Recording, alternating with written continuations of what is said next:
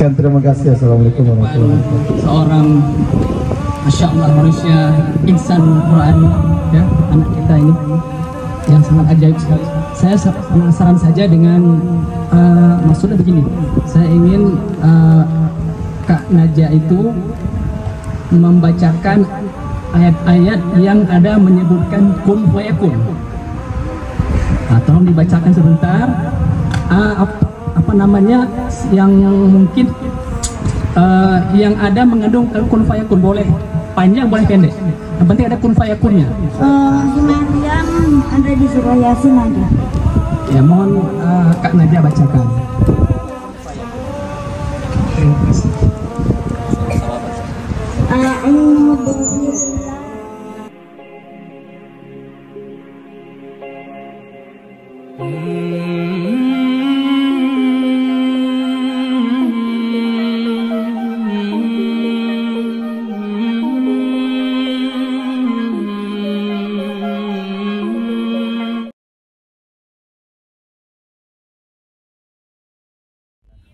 Naja, mana aja? Ini topinya pakai biar sama. Beda. Maksudnya biar sama pakai topi aja.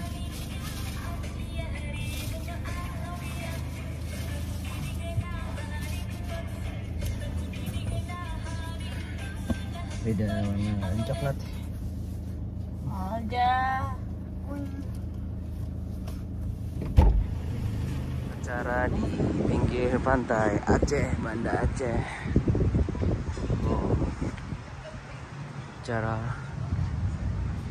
talk show family gathering Naja di dekat pantai Banda Aceh.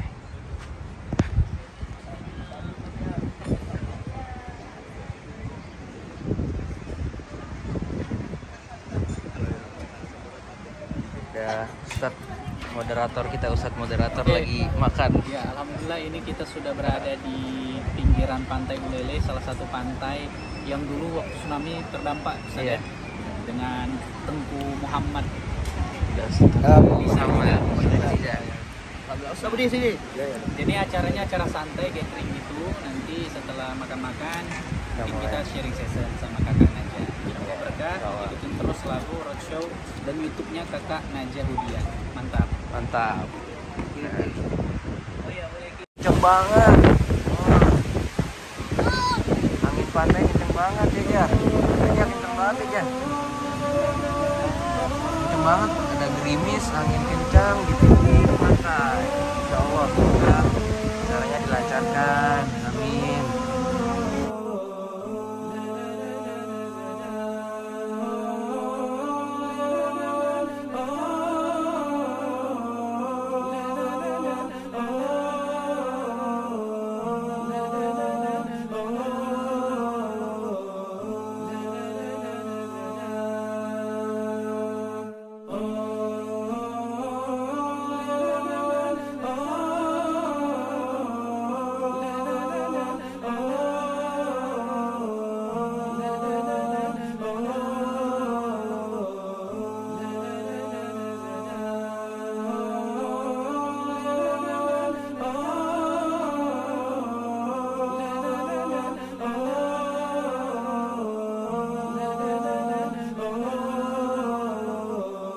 Ada Kakak Naja dan juga Bunda Dahlia didampingi oleh orang tuanya.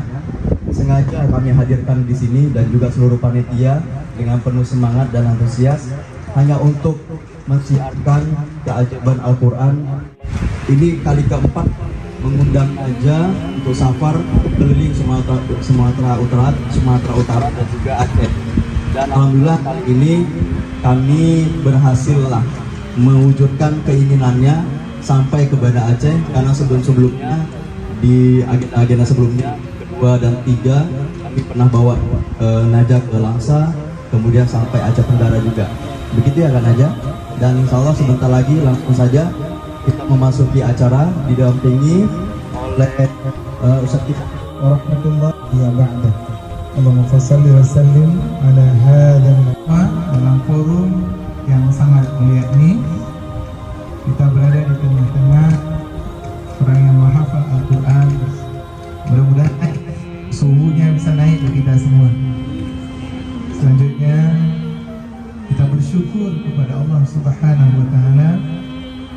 Hari ini Allah menunjukkan contoh kekuasaannya, bukti nyata kepada kita, dan kita berharap, berdoa kepada Allah semoga Allah membuka pula hidayah atau simpul-simpul ingatan kita, sehingga kita bisa juga menyimpan ayat-ayat suci Al-Quran dalam dada kita.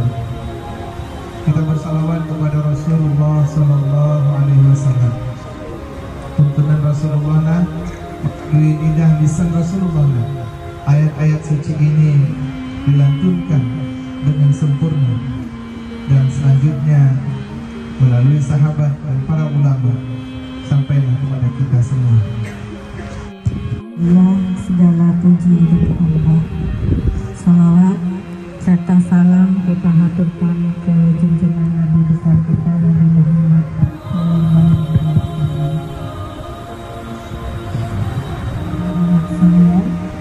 yang tidak bisa apa-apa tanpa ada saya di sampingnya.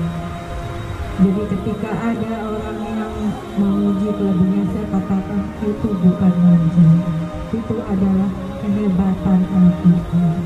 Saya selalu mengatakan seperti itu, karena Al-Quran lah Ananda Najah ini bisa sampai di sini, bisa ada di hadapan adik-adik dan bunda semuanya. Tanpa Al-Quran Najah tidak bisa sampai di sini. Jadi ketika ada yang menyebutkan itu dalam hati saya, astagfirullah, astagfirullah, saya minta sama Allah, ya Allah jauhkan saya dari perasaan berbangga hati, karena tanpa Allah saya nggak bisa apa-apa. Allah yang menguatkan, Allah yang membuat kami sabar, Allah yang membuat kami ikhlas menerima titipan Allah ini. Tanpa Allah kami bukan siapa-siapa. Tanpa Al-Quran kakak Najah bukan siapa-siapa. Jadi setiap ada orang yang bersalaman dengan kakak Najah, mencium tangannya, mencium kepalanya, saya mengucapkan alhamdulillah ya Allah, alhamdulillah ya Allah. Allah melihat perjuangan Ananda Najah ini. Najah lahir sejak dari kecil, waktu lahir prematur dia sudah berjuang untuk bisa hidup. Tidak pernah mengeluh walaupun sehari terapi 3 kali. Kita kalau terapi cerebral palsy itu ditarik-tarik ototnya, dilatih gitu supaya lurus kakinya, tangannya. Dia tidak pernah mengeluh. Dia tuh hanya senyum. Di terapi alhamdulillah, enggak di terapi dia senyum. Sampai akhirnya karena perjalanannya begitu sulit untuk Ananda Najah ini, jadi satu yang membuat kami bahagia, kami tidak pernah lupa dengan Al-Quran. Nah itu kami bersyukur sekali ketika dokter mengatakan Najah sudah dapat katanya, nanti menghafal Al-Quran sama mama sama papa di rumah. Dari situ ya bunda, Allah kasih kami jalan, kasih kemudahan. Kami siapkan waktu khusus untuk membersamai Ananda Najah setiap hari seperti itu, sampai akhirnya kurang lebih 10 bulan Ananda Najah menghafal Al-Quran 30 juz. Insya Allah mungkin yang 10 bulan itu, dan itu dari bimbingan kami berdua dengan bapaknya. Tidak ada guru khusus yang mengajarkan maharotnya, tiba-tiba dia bisa. Sampai akhirnya saya pasrah waktu itu, sampai saya panggilkan guru. Didengar maharotnya Najah gimana, apa-apa saya lanjut hafalannya, apa sih stop. Saya takut nanti kan kalau dia menghafal Al-Quran, kalau maharotnya nggak benar atau gimana. Tapi ustadznya bilang, bunda, dia bilang kayak gitu, Allah sudah takdirkan Najah seperti ini, bukan kemauannya dia tidak bisa memperbaiki makrotnya. Dia bilang teruskan saja sambil berdoa sama Allah, semoga Allah mudahkan dia mengucapkan, melafalkan huruf-huruf itu. Sampai akhirnya Allah tunjukkan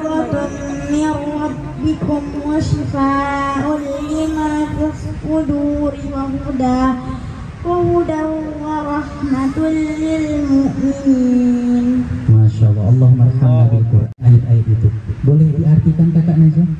Wahai manusia, sungguh telah datang kepadamu pelajaran dari Tuhanmu, penyembuh bagi penyakit yang ada dalam dada, dan petunjuk serta rahmat bagi orang yang beriman. Masya Allah. Takbir. Allah. Masya Allah. Saya menyimak terjemahan yang dibaca Kak Najah pun sangat detail, mulai dari titik koma dan dalam kurung ya. Kalau kita lihat Quran terjemahan kadang-kadang ada tanda kurungnya. Itu menyampaikan bahwa yang dimaksud dalam tanda kurung itu apa. Nah, seperti contohnya tadi, kepadamu pelajaran Al-Quran. Nah, di ayat itu tidak disebutkan Al-Quran, tapi di situ terjemahannya disebutkan. Karena memang tujuan ayatnya itu adalah Al-Quran sebagai penyembuh.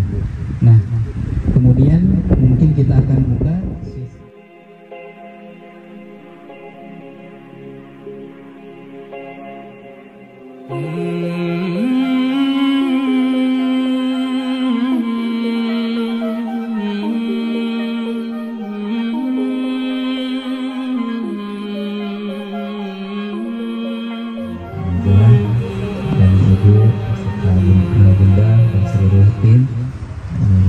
Ustadz yang sudah berkenan membawa untuk bersilaturahmi dengan keluarga besar Madrasah Terpadu Internasional Terpadu Nurul Bayan William School di siang hari ini. Terima kasih banyak Bunda. Yang pertama namanya Bang Muhammad Syafiqul Ula, lahir dalam sebenarnya itu dalam kandungan pun sudah dibilang cacat sama dokter. Tapi kemudian kami sampaikan sama dokter, apapun yang terjadi saya siap terima, tolong dirawat sampai lahir. Karena ada satu orang dokter minta digugurkan, katanya ini masih boleh digugurkan karena ini bukan kejahatan, tapi memang anaknya nanti cacat. Saya bilang nggak apa-apa. Kami sudah lama, kebetulan ada 2 kali sebelumnya keguguran.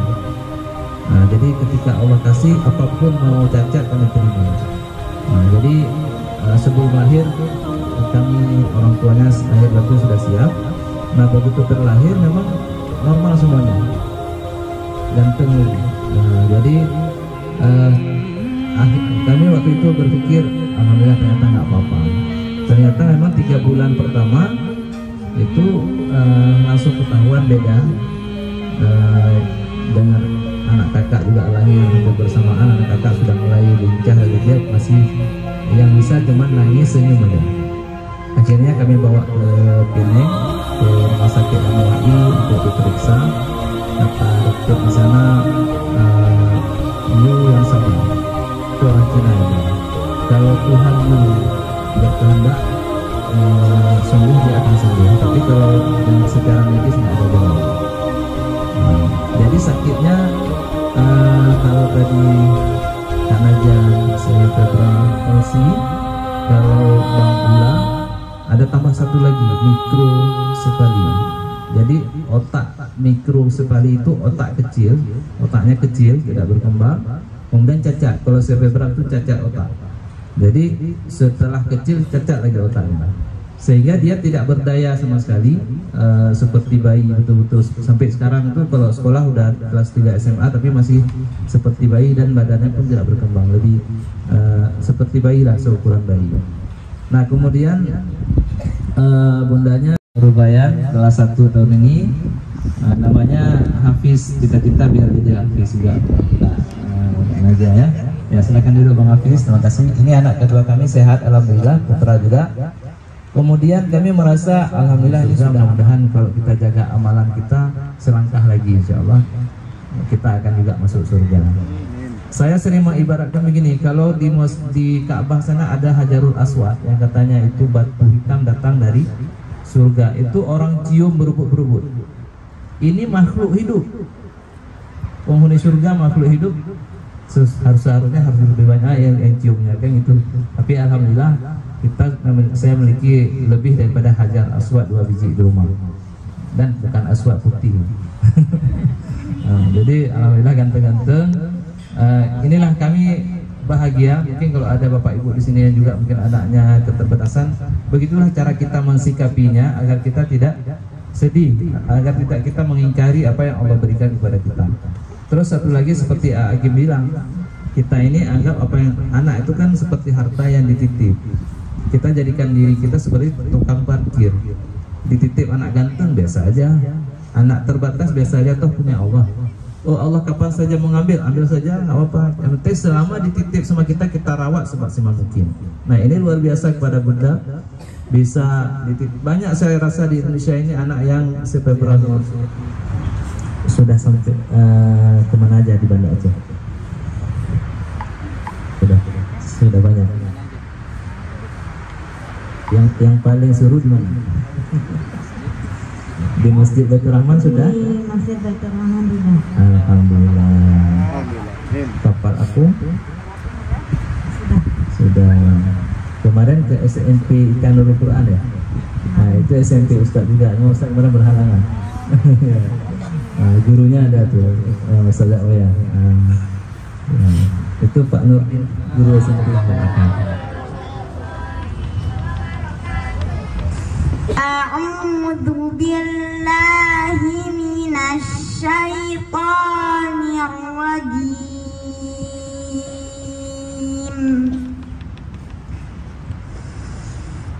Bismillahirrahmanirrahim. Laqad kana lakum fi rasulillahi uswatun hasanatun liman kana yarjullaha wal yawmal akhir wa dzakarallaha katsira. Telah ada pada diri Rasulullah itu suri tauladan yang baik bagi kamu, yaitu bagi orang yang mengharap rahmat Allah dan kedatangan hari kemudian, dan yang banyak mengingat Allah. Shadaqallahul azim. Maha benar Allah dengan segala firman-Nya. Allahumma arhamna bil Quran. Masya Allah, tabarakallah. Terima kasih Kak Najah sudah membacakan satu ayat tadi.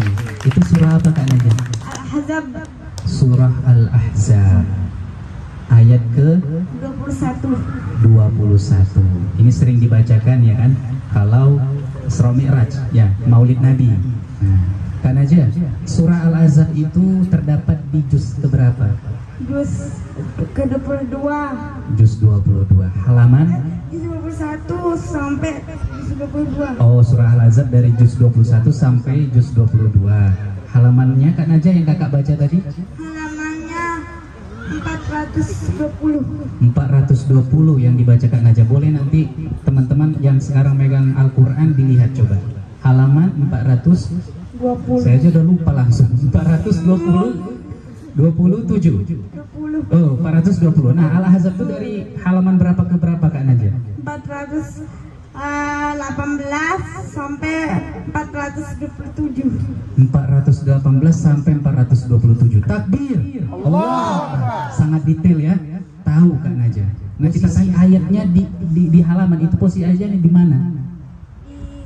Hampir mau ke bawah. Di hampir mau ke bawah ya. Nah, ayat yang paling bawahnya itu apa? Ayat ke-22. Ayat ke-22. Masya Allah, tabarakallah. Takbir. Allahu Akbar. Ada yang megang Quran? Tadi disimak nggak? Mana pencinta Quran? Ini pencinta Quran. Yang mana? Yang ini. Di mana? Di sini. Siapa? Saya. Allahu Akbar. Pencinta Quran. Ini pencinta Quran. Yang mana? Yang ini. Di mana? Di sini. Oh, nggak ada suara mic-nya. Oh, nih coba nih. Yang mana? Yang ini. Di mana? Di sini. Siapa? Saya. Allahu Akbar. Walaupun misalnya takut dibilang bacaannya jelek, tinggal sebutkan aja. Kak Najah sebutkan surah ini ayat sekian. Itu juga boleh. Oh, bacakan saja. Menghadap ke Kak Najah sini ya, di sini. Oke. Insyaallah berkah insyaallah di ada angin-anginnya juga ini.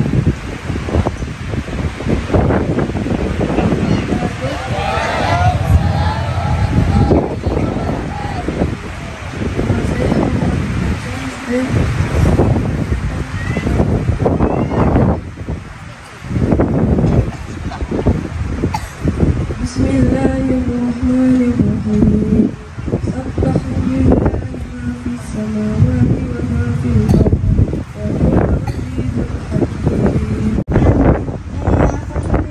Di surah Al-Hasyr, yang satunya lagi yang mana mau yang mana? Ada dua di Al-Quran. Yang mana? Dibagi yang mana?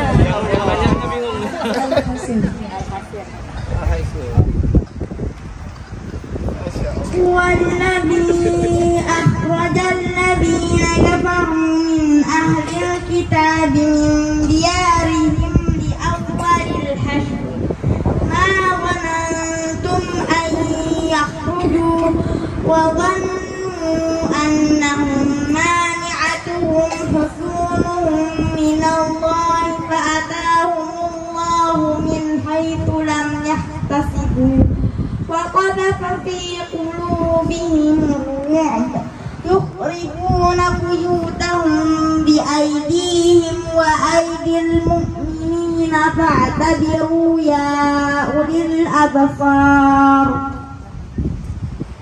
Boleh tolong Kak Naja terjemahkan?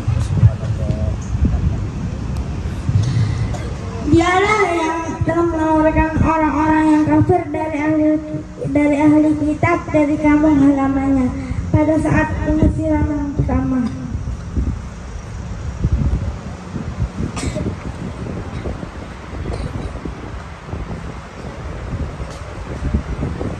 Dan Allah menanamkan rasa ketakutan ke dalam hati mereka dan mereka menghancurkan rumah-rumah mereka dengan tangan mereka sendiri.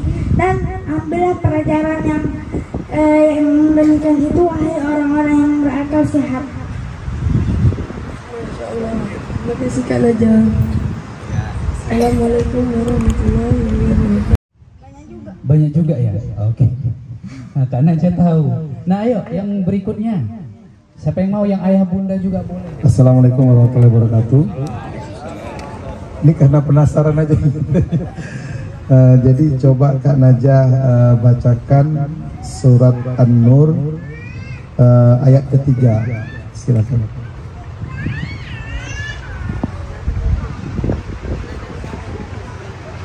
Az-zaniyatu waz-zani fajlidu kulla wahidin minhuma mi'ata jaldah wa la ta'khudhukum bihima ra'fatun az-zani la yankihu illa zaniyatan aw musyrikatan waz-zaniyatu la yankihuha illa zanin aw musyrik wa hurrima dzalika 'alal mu'minin.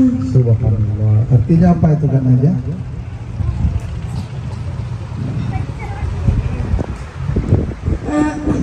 Perempuan yang berzina tidak menikah kecuali dengan perempuan pezina atau dengan perempuan musyrik, dan pezina laki-laki tidak boleh menikah kecuali dengan dan pezina laki-laki tidak boleh menikah dengan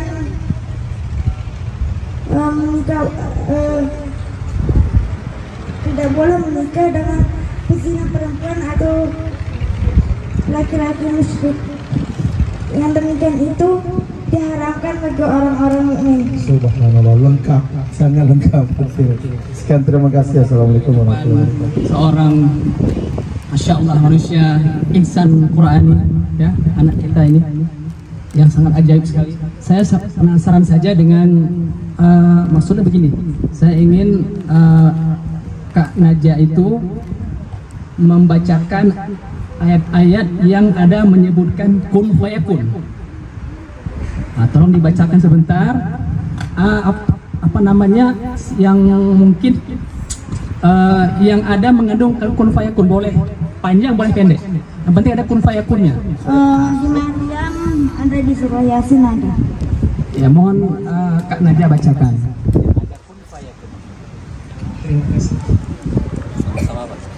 A'udzu billahi minasyaitonir rajim. Bismillahirrahmanirrahim. Ma kana lillahi an yattakhidha min walad, subhanahu idza qada amran fa innama yaqulu lahu kun fayakun. Ada di Al-Baqarah juga. Wa qalu ittakhadallahu walada. Bukan. Badi'us samawati wal ardi wa idza qada amran fa innama yaqulu lahu kun fayakun. Ada di surah Yasin juga. Innama amruhu idza arada syai'an an yaqula lahu kun fayakun. Berfirman kun fayakun, maka jadilah seperti Najah ini. Allahu Akbar, Masya Allah.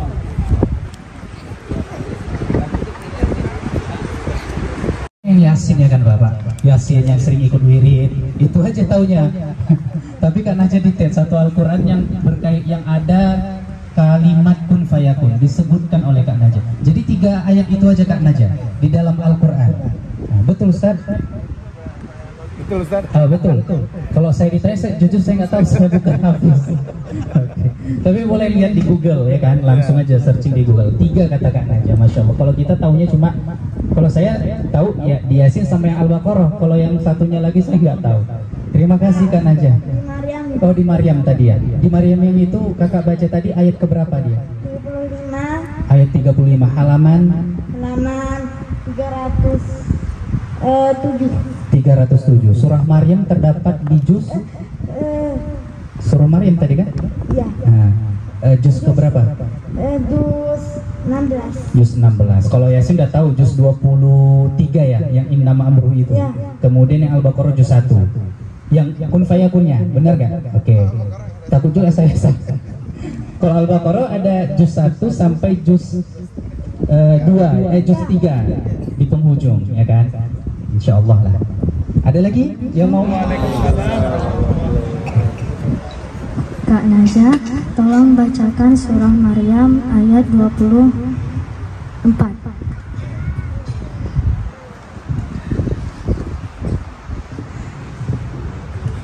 Fanadaha min tahtiha alla tahzani qad ja'ala rabbuki tahtaki sariyya. Ya. Gimana Kak? Benar Kak?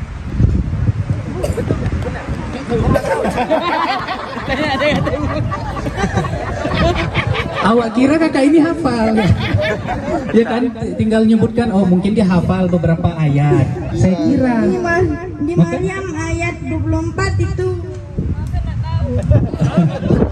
Masya Allah. Oke, Masya Allah, tabarakallah. Sekali lagi kita bangkitkan semangat kita dengan takbir.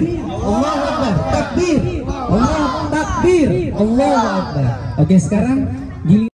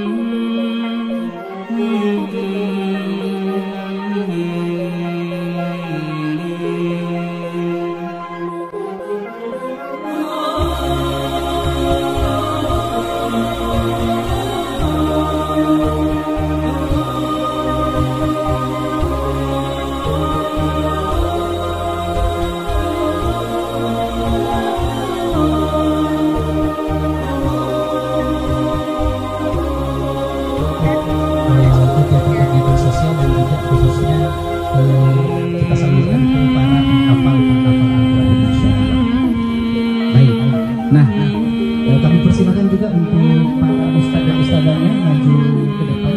Kita ambil sesi kita bersama, kita bersama mengaji.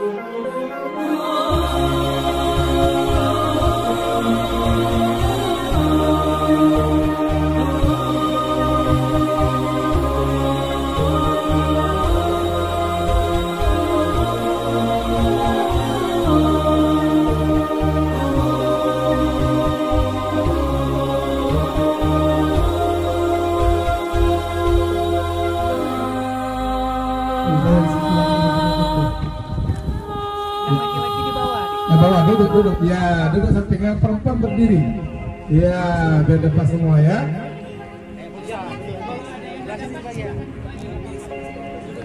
Nah sebagai duduk kursi siswa kenapa? Duduk duduk ya.